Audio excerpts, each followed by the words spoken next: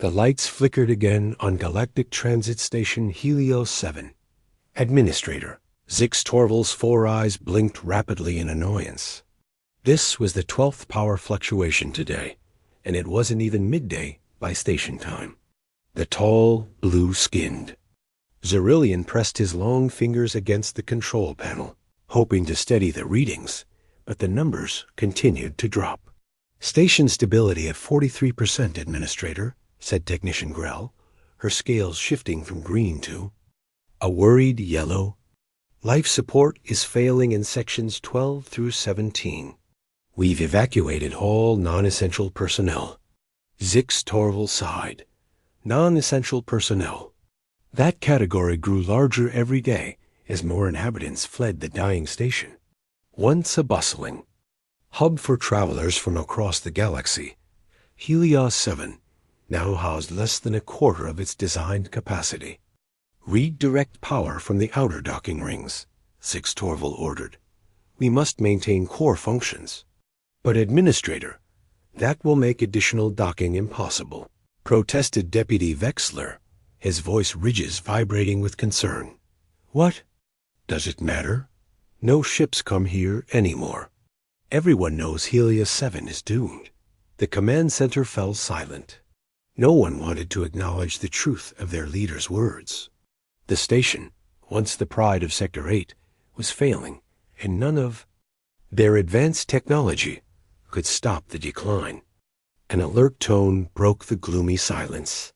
The communications officer's antennae twitched in surprise. Administrator, we're receiving a distress signal. A ship requests emergency docking.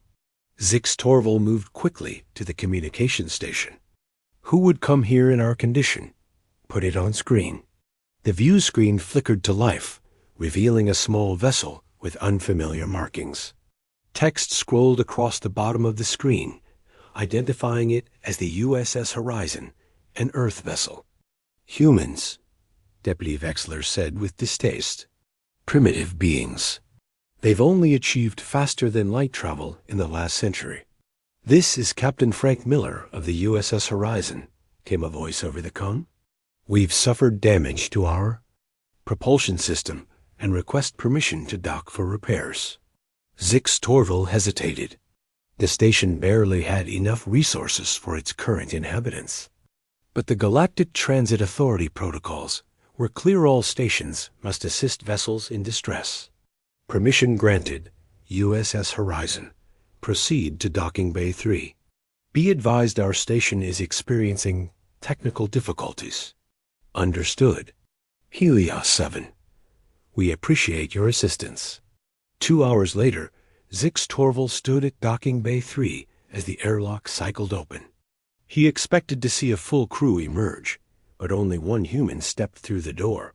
He was of average height for his species, with short brown hair flecked with gray.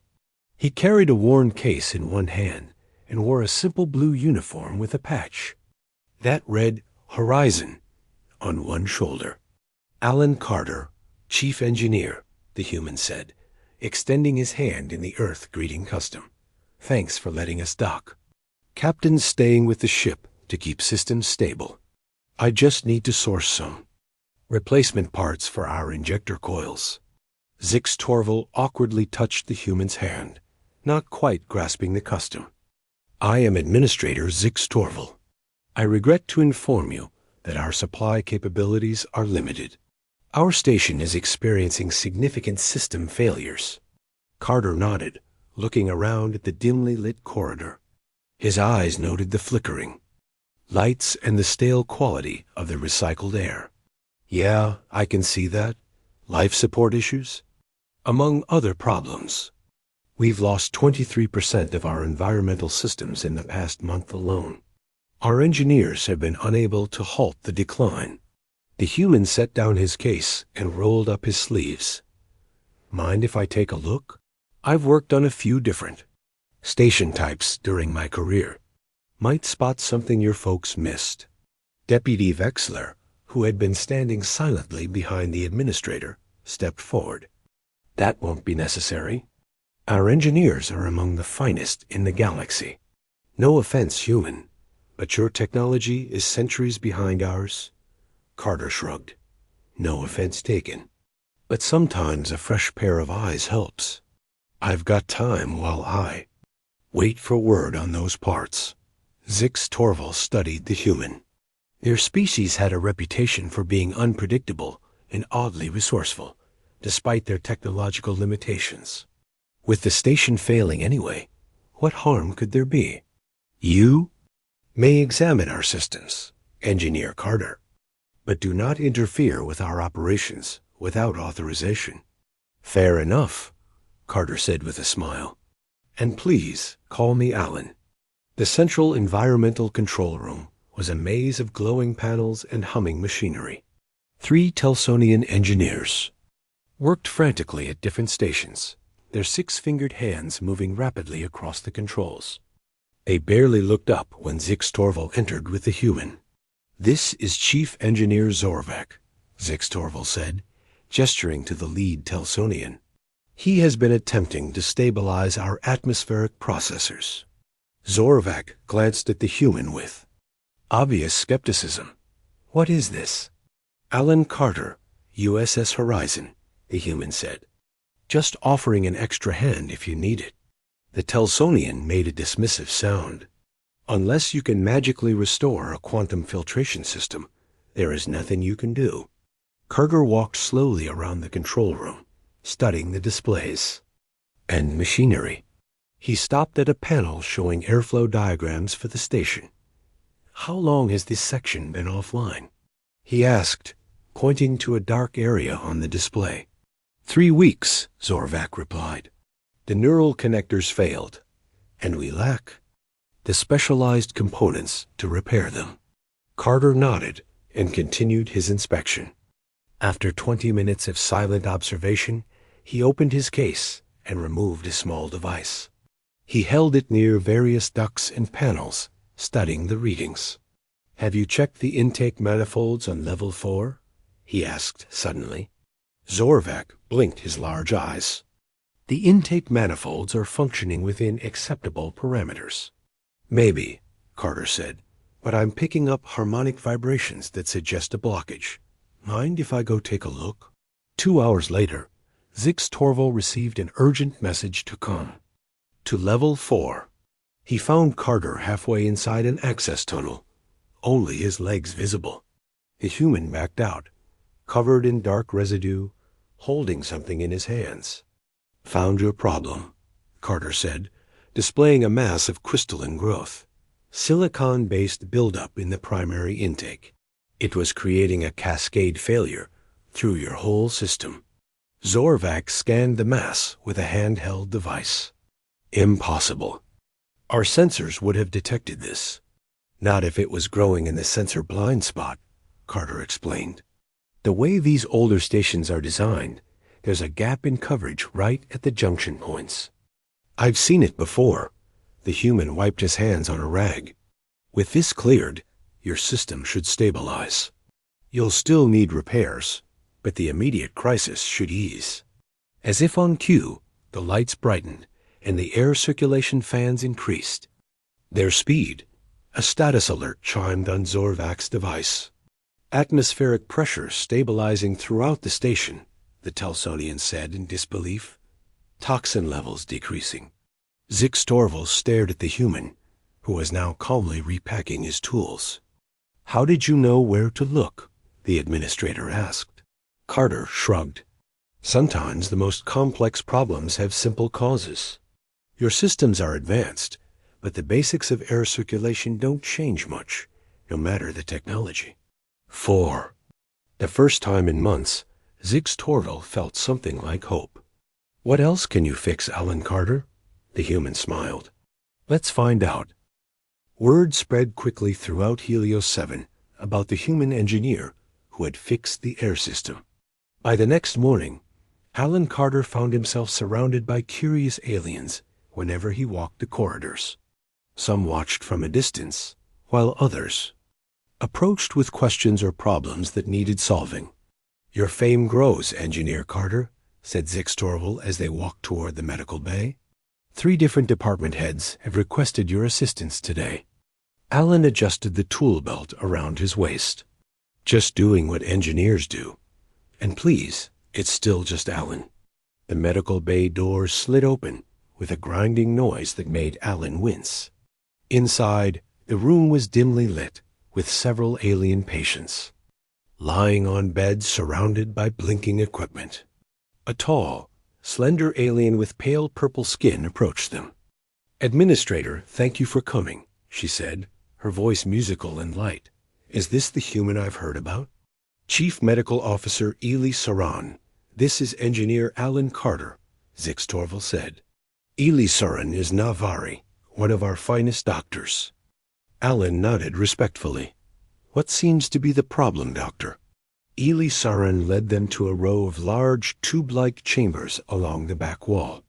Inside each one, an alien body floated in a glowing field. "These are our stasis chambers for critical patients," she explained. 3 days ago, they began to fail. We've lost 2 already." Her voice trembled slightly. "The patients inside cannot be moved or treated conventionally. If these chambers fail completely..." Alan walked slowly along the row, studying each unit carefully. He pulled a small scanner from his belt and held it near the control panel of one chamber. "What's powering these?" he asked. "Each unit has its own quantum cell," Ely Saran said. "But the stabilization fields require precise calibration from our central medical processor." Alan continued his examination, occasionally tapping the side of a chamber or checking readings on his device. After several minutes, he stopped and scratched his chin. "Your power cells are fine," he said, "but the calibration system is overcomplicated. You're trying to maintain perfect field stability across all chambers simultaneously, and the processor can't keep up." He knelt down and opened an access panel beneath one of the chambers. "With your permission, I'd like to try something." Ely Saran looked nervously at Zix Torval, who nodded. "Proceed." For the next hour, Alan worked inside the access panels of each chamber, occasionally asking for tools or materials. Several medical staff gathered to watch the human work, whispering among themselves. Finally, Alan stood up, wiping sweat from his forehead. "Okay, I've bypassed your central processor and created individual regulation systems for each chamber. They're simpler, but more reliable." He pointed to small dials he had installed on each unit. "These let you manually adjust the field strength if needed. Not as precise as your automated system, but they won't fail all at once." Ely Saran checked the readings on the nearest chamber. "The field is stronger than before," she said in surprise. "How did you achieve this with less power?" "I removed the redundant safety protocols," Alan explained. "They were using up 90% of your processing power, but only adding 5% more safety. Sometimes simpler is better." Before Ely Saran could respond, an alarm blared throughout the station. The lights dimmed even further, and several medical devices shut down completely. Zix Torval's communicator chirped. "Administrator, the main power core is destabilizing. Critical failure imminent. We must go," Zix Torval said to Alan. "The engineering section needs us immediately." They ran through the corridors, pushing past frightened station inhabitants heading in the opposite direction. When they reached the main engineering section, chaos greeted them. Alarms wailed and warning lights flashed on every console. A group of Telsonian engineers worked frantically at their stations. "Chief Engineer Verkazil, report," demanded Zix Torval. A tall Telsonian with silver scales turned from his console. "The antimatter containment field is failing. We have perhaps 1 hour before catastrophic overload." "Can you stabilize it?" asked Zix Torval. "We've tried every standard procedure," Verkazil said, his voice tight with stress. "Nothing works. The field harmonics continue to degrade." Zix Torval turned to Alan. "Can you help us?" All eyes turned to the human. Alan walked slowly to the main control panel, studying the displays and readings. The alien engineers stepped aside, watching him carefully. Your antimatter core, I've never worked with one this advanced, Alan admitted. But the principles should be similar to our fusion reactors. He studied the system diagrams on the screen. What's this system? Here?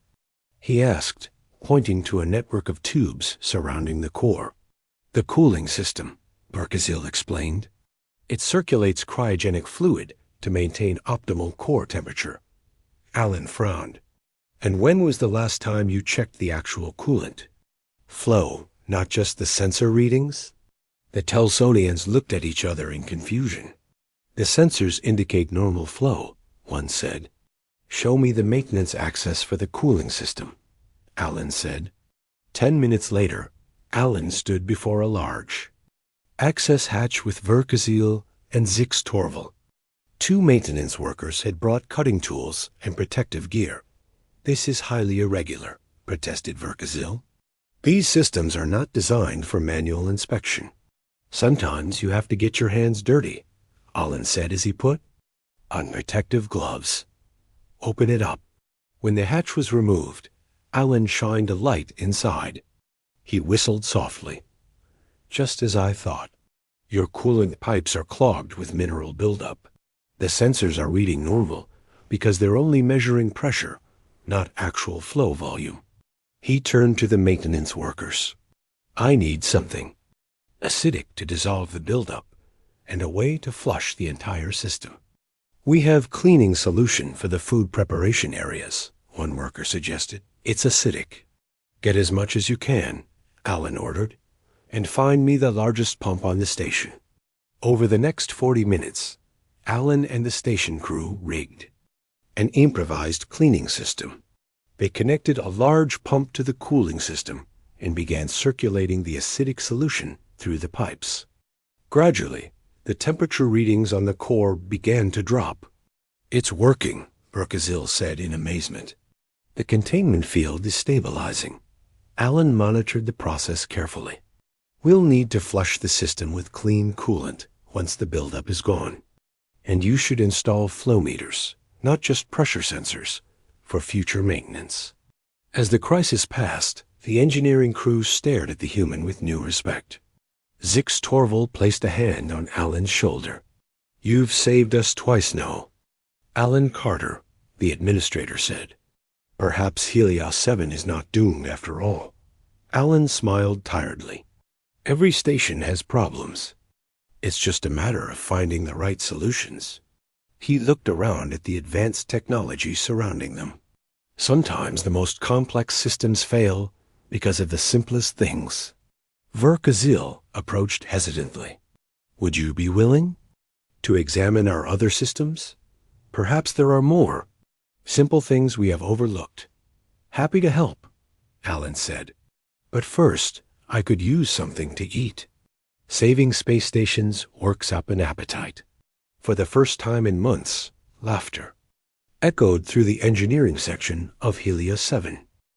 2 weeks after Alan Carter's arrival on Helios 7, the station hummed with new energy. The human engineer had fixed dozens of systems, from the smallest food processors to the main gravity generators. More importantly, he had taught the alien crews how to think differently about their problems. Alan sat in what had once been an abandoned cargo bay. Now, the large space was filled with tables and chairs. Aliens of different species gathered in groups, talking and sharing meals.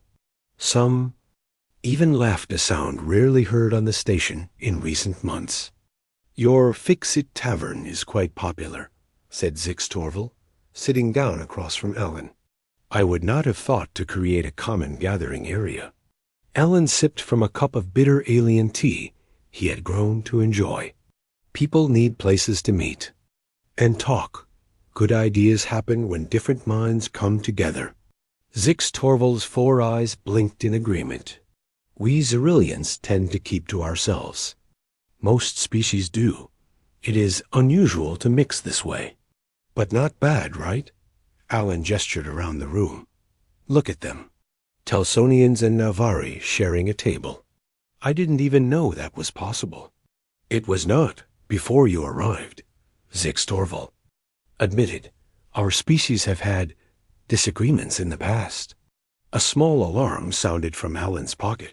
He pulled out a communication device and read the message on its screen. Good news, he said with a smile. My ship just received a message from Earth. They're sending a supply vessel with parts for both the Yummy, Horizon and Helios 7, and they're sending another human engineer to help me. Zix Torval's skin brightened to a deeper blue, a sign of pleasure. In his species, this is excellent news. When will they arrive? About 5 days. Her name is Olivia Ramsey. She specializes in communication systems, which should help with those translator problems you've been having. Before Zix Torval could respond, the station's alert system activated. A calm voice spoke over the speakers in multiple languages. Attention all station personnel. Unidentified vessel approaching. Security Protocol 7 activated. The room fell silent. Security Protocol 7 meant potential danger. Alan and Zix Torval hurried to the command center, where Deputy Vexler was coordinating the response. Report, ordered Zix Torval. A small transport vessel, heavily damaged, said Vexler. It is not responding to hails. Scanner shows life signs aboard, but species is unknown. Alan studied the display screen showing the approaching ship. Its hull was scorched and torn, clearly the result of weapons fire. They're running from something, he said, or someone. It could be a trap, warned Vexler. Pirates sometimes use damaged vessels as bait. Zix Torval considered the options. Prepare defense systems, but continue attempts to communicate. We cannot turn away those in genuine need. For 10 tense minutes, they watched as the ship limped toward the station. Finally, a crackling voice came through the communication system. Helios Station. Request emergency docking. Refugees from Cerulean conflict. Critical injuries aboard. Vexler frowned. Ceruleans. They are aggressive, territorial. Their conflict with the Meruvian alliance has destabilized the entire sector. How many aboard? Asked Zix Torval. Scanner shows 14 life forms, replied the sensor operator. 3 with critical life signs. Alan spoke up. We can't leave them out there to die. Zix Torval nodded slowly. Permit docking in Bay 6.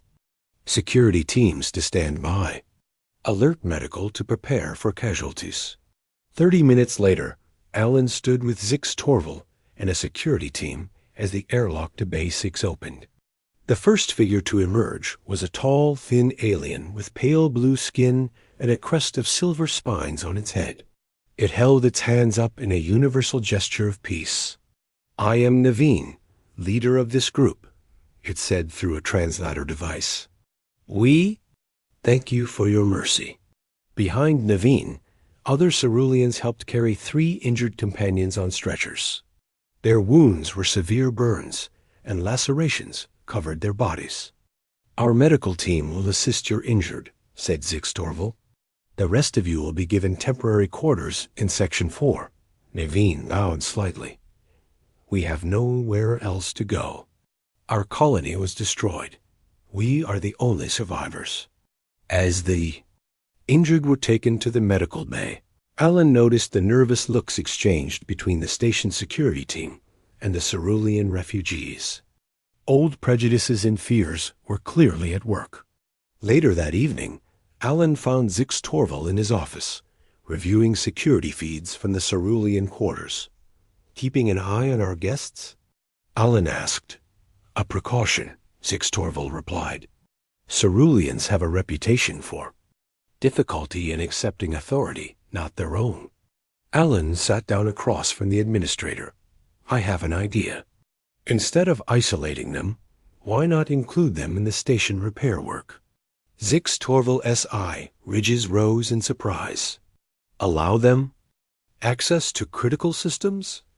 That would be highly irregular. From what I understand, Ceruleans are excellent metallurgists, Alan said.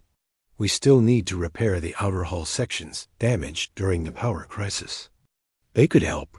It is risky, Zix Torval said doubtfully. Keeping them isolated is risky too, Alan countered.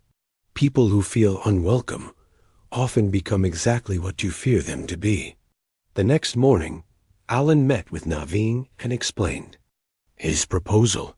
The Cerulean leader seemed surprised by the offer. You would trust us with such important work? Naveen asked. Everyone on this station contributes, Alan said simply. We all work together, or we all fail together. Naveen studied the human for a long moment. We accept. My people need purpose, and we know much about working with difficult metals. Over the next few days, the Cerulean refugees joined the station's repair teams. As Alan had hoped, they proved to be skilled workers, especially with the outer hull repairs. Their knowledge of metal stress patterns helped identify weaknesses that might have caused future problems. More surprisingly, the Ceruleans integrated well with the other species. During breaks, they could be seen in the Fix-It Tavern, sharing technical knowledge with Telsonian engineers or discussing medical techniques with Navari doctors. One evening, Alan found Naveen working late in a repair bay. The Cerulean was carefully welding a complex joint in a support beam. Your people have good hands for detail work, Alan commented. Naveen looked up from the welding. Among our kind, craftwork is highly valued. Each person learns a skill from childhood. The alien hesitated, then added, We are not as others describe us. Not all Ceruleans seek conflict. People fear what they don't understand, Alan said. It's the same on Earth. Different human groups have fought each other for centuries over minor differences. Yet you cooperate now? Not perfectly, Alan admitted, but better than before. We learned that survival often depends on working together despite our differences. Naveen nodded thoughtfully. Perhaps there is wisdom in the human approach. The Cerulean gestured to the station around them. This place was dying when we arrived. Now it grows stronger each day, because different minds work toward a common goal. As they talked, a message came through on Alan's communicator. He read it and smiled. Good news, he told Naveen. The supply ship from Earth will arrive tomorrow, and they're bringing more humans to help with the repairs. Naveen's crest rippled with interest. More humans with different skills? Yes, said Alan. Engineers, technicians, communication specialists. And they're bringing something special, a new type of hull coating that might help protect the station from radiation damage. I would like to learn this technology, Naveen said. Perhaps we can improve it with Cerulean techniques. Alan smiled. That's exactly the kind of thinking that's saving this station. Not just fixing problems, but making things better than they were before. As they returned to their work, Alan looked around at the busy repair bay. Aliens of different species worked side by side, sharing tools and ideas. The station that had been doomed now buzzed with new life and purpose. And it all started because someone decided to try a different approach to solving problems. The Earth supply ship arrived right on schedule. Alan Carter stood with Zix Torval and a welcome committee in Docking Bay 2, watching as the sleek vessel completed its docking procedures. The airlock hissed open, and a woman with short black hair stepped through, followed by 4 other humans carrying equipment cases. Olivia Ramsey, communication specialist, she said, extending her hand to Alan. Earth Command sent us as soon as they got your message about Helios 7. Alan shook her hand warmly. Great to see you, Olivia. This is Administrator Zix Torval, station leader. Olivia nodded respectfully to the tall blue alien. Administrator, I've brought equipment and personnel to assist with your station repairs. Zix Torval's 4 eyes blinked in what Alan now recognized as a gesture of pleasure. Your arrival is most welcome. Engineer Carter has done much, but there is still work to be done. The new human team settled in quickly. Olivia focused on the station's communication systems, while the others Ben, Samantha, Greg, and Lise joined. Various repair crews throughout the station. The aliens watched with curiosity as the humans integrated into their teams, bringing new ideas and approaches to old problems. 3 days after the Earthship's arrival, Alan sat with Olivia and Zix Torval in the command center, reviewing progress reports. Communications are up to 86% efficiency, Olivia reported. The translator system now covers all 12 languages spoken on the station. The Cerulean refugees have completed repairs on the outer hull sections, added Alan. Naveen says they've reinforced the weakest areas with a new alloy they developed. Zix Torval was about to respond when a harsh alarm blared throughout the station. The main view screen flashed with urgent warnings. What is it? Alan asked as station. Crew rushed to their stations. The sensor operator, a young Navari, looked up with fear in her large eyes. Massive ion storm approaching. Administrator, Category 5. Largest recorded in this sector in 50 years. Zix Torval moved quickly to the main console. Time to impact? 3 hours, replied the operator. It will hit us directly. Olivia joined them at the console, studying the sensor readings. Can the station withstand a storm that size? Zix Torval's skin paled to a lighter blue. Not in our current condition. Our shields are at 60% capacity at best. A storm of this magnitude could tear the station apart. Alan turned to the station schematic, displayed on a nearby screen. What about evacuation? The storm covers too wide an area, said Deputy Vexler, who had just entered the command center. No ship could outrun it from our current position. The command center fell silent as the implications sank in. Then, species by species, the station crew began to react. The Talsonians huddled together, speaking rapidly in their clicking language. The Nalvari began accessing emergency protocols on their consoles. The Ceruleans who had been working nearby stood stiffly, their crests flattened in alarm. Everyone's retreating to their own emergency procedures, Olivia observed quietly to Alan. They're not coordinating.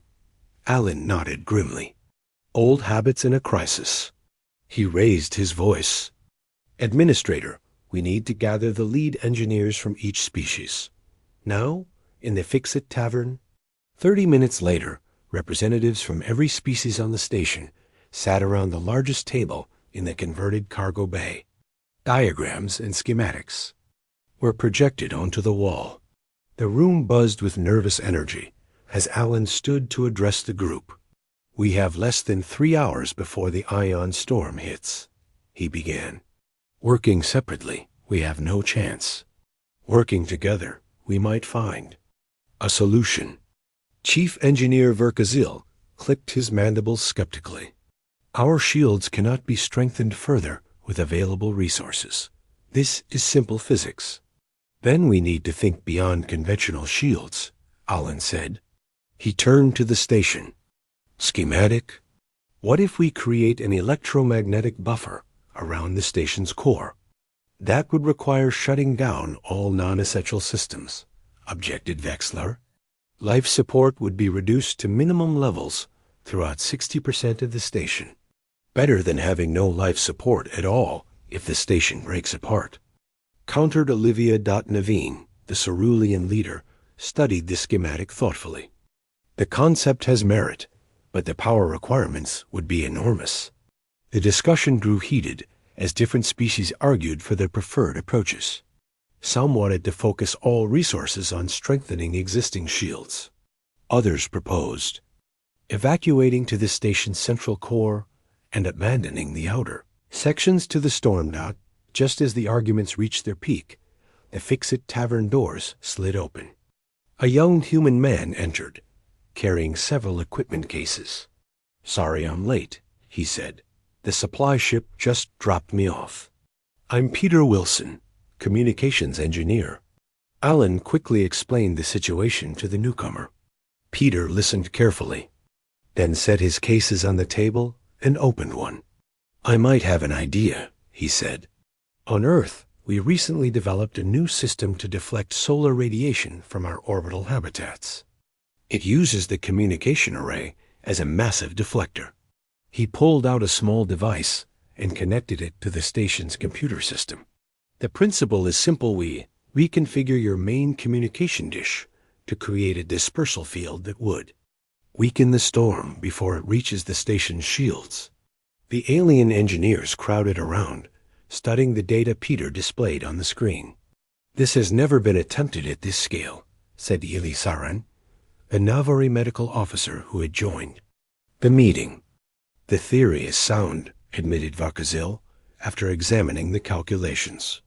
"But we would need to reconfigure the entire communication array within 2 hours.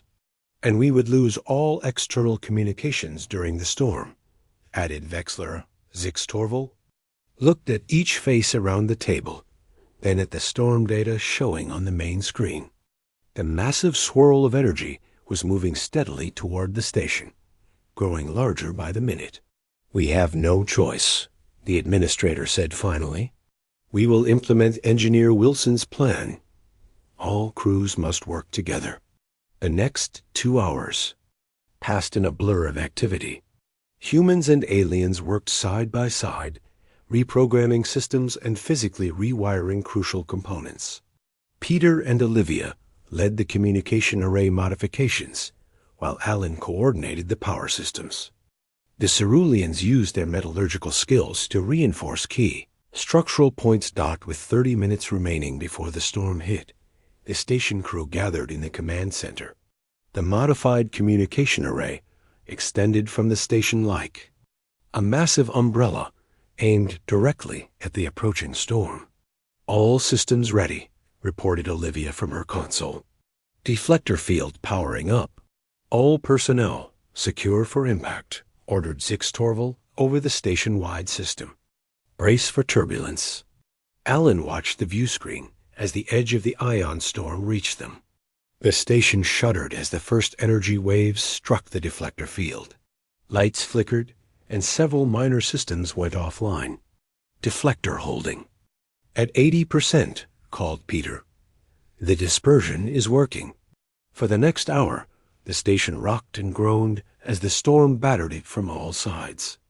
In the medical bay, Eli Saran and her team worked frantically to keep the stasis chambers functioning. In engineering, Verkazil and his Telsonians fought to maintain power levels. Throughout the station, repair crews rushed to fix systems as they failed. In the command center, humans and aliens stood shoulder to shoulder, making adjustments and calling out readings as the storm raged around them. "We're passing through the eye of the storm," announced the sensor operator. "Worst impact in 5 minutes." Alan looked at Zix Torval. "It's going to be close." The administrator nodded. "Whatever happens, Alan Carter, know that you and your fellow humans have given this station something more valuable than repairs." "What's that?" asked Alan. "Hope," said Zix Torval simply, "and a new way of thinking." The station lights dimmed as the second wave of the storm hit with even greater force than the first. Systems failed across multiple decks. Emergency alarms blared throughout the station, but in the darkness and chaos, humans and aliens continued to work together, fighting for their shared home among the stars. 3 days after the ion storm, Helios 7 was still standing. The station had suffered significant damage and tire sections were without power. Several outer docking rings were compromised, and nearly a third of all systems needed major repairs. But the core structures remained intact, and not a single life had been lost. In the Fix-It Tavern, which had become the unofficial command center during the recovery efforts, Alan Carter studied repair reports with Zix Torval. The room buzzed with activity as mixed teams of humans and aliens coordinated their work. "We lost Communication Array 4 completely," Alan said, marking the schematic on his tablet. "But Arrays 2 and 3 can be repaired within a week. The Cerulean metallurgists have already begun reinforcing the damaged hull sections," added. Zix Torval. They say the exposure to the ion storm has actually revealed weaknesses in our original design that can now be improved. Alan smiled tiredly.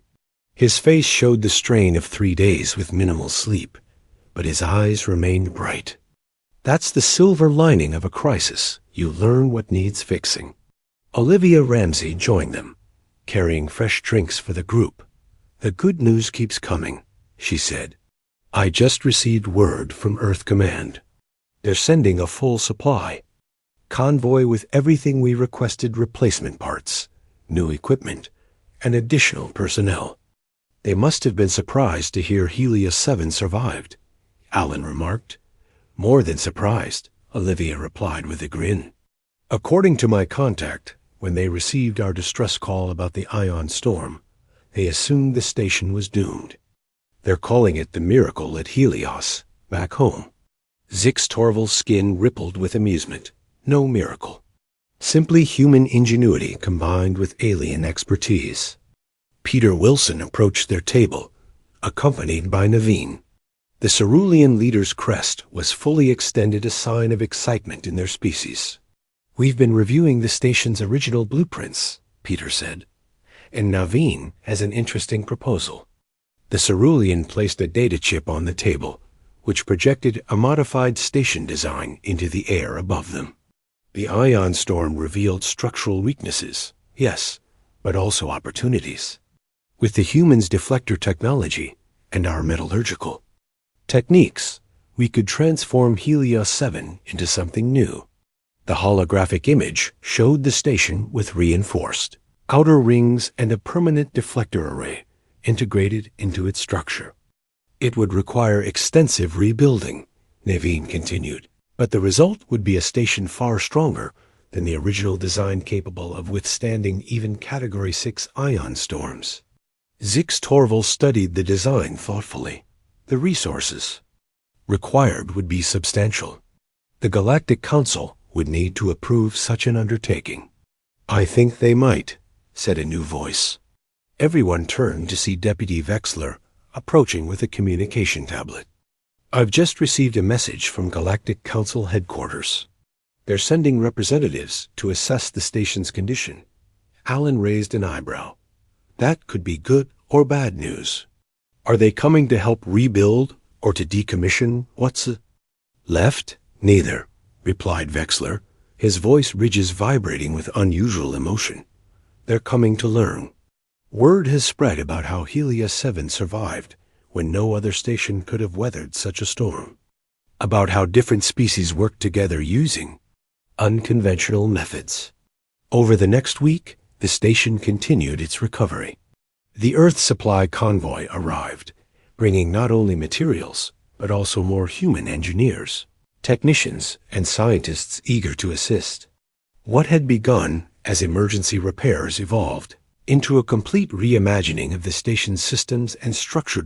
In the medical bay, human doctors worked alongside Navari healers, combining Earth medicine with alien techniques to create new treatment protocols. In engineering, Telsonian precision merged with human adaptability to develop more resilient power systems. Throughout the station, the best ideas from multiple worlds came together. 2 weeks after the storm, a sleek diplomatic vessel docked at Helios 7. 3 representatives from the Galactic Council stepped aboard, their formal robes and serious expressions marking the importance of their visit. Zix Torval led them on a tour of the station, proudly showing how the different species now worked together. In every section, the council members witnessed the same unexpected sight: aliens and humans collaborating as equals, sharing knowledge and solving problems together. The tour ended in the Fix-It Tavern, now officially renamed the Hub. The large space had been expanded and improved, with designated areas for technical discussions, cultural exchanges, and relaxation. This is unprecedented, said the lead council representative, a tall Meridian with shimmering skin. When we received reports about Helios 7, we assumed they were exaggerated. But seeing this cooperation firsthand, it began with one human, Six Torval said, nodding toward Alan, who sat nearby reviewing plans with a mixed group of engineers. His approach to problems spread throughout the station. He taught us that different perspectives are not obstacles, but advantages. The council members conferred briefly. Then the leader addressed Zix Torval formally. The council has made a decision. Helios 7 will not only be rebuilt, but expanded. It will become a center for interspecies cooperation and technological exchange. A cheer erupted from those who overheard the announcement. The news spread quickly through the station, and celebrations began in every section. Later that evening, Alan stood at the large observation window in what had once been an abandoned lounge. The room had been restored and now offered a spectacular view of space. Zix Torval joined him, along with Olivia, Peter, and Naveen. I received a message from my ship captain today, Alan said. The USS Horizon's repairs are finally complete. They're ready to continue their mission. You will be leaving us then? Asked Zix Torval, his tone suggesting he already knew the answer. Alan smiled. Actually, I've requested a transfer. Earth Command has approved my assignment as Chief Integration Engineer for the Helios project. If you'll have me, of course. Zix Torval placed a hand on Alan's shoulder, a gesture he had learned from the humans. This station would not exist without you, Alan Carter. Your place here is assured for as long as you wish it. Naveen's crest rippled with pleasure. The Council has also granted permanent residence status to all Cerulean refugees. We will help build the new Helios. Olivia pointed out the window to where workers in spacesuits were already beginning external repairs. Look, they've started replacing the station identification markers. The old Helios 7 inches designation was being removed from the outer hull. In its place, new letters were being attached. Helios Hope. A fitting name, said Zix Torval. The first true interspecies station in the galaxy. Alan watched the workers for a moment, then turned to the group around him, alien and human, each so different yet now working toward a common goal. You know, he said thoughtfully, back on Earth, we have an old saying. Sometimes the best way to fix something isn't to replace it, but to transform it into something new. As ships from various worlds approached the station, some bringing supplies, others carrying new inhabitants eager to join the pioneering community, Helios, hope gleamed against the darkness of space. The station that had once been doomed now shone as a beacon of possibility, proof that different species could build something greater together than any could create alone. And it had all started with one human who believed that every problem, no matter how complex, had a solution waiting to be found.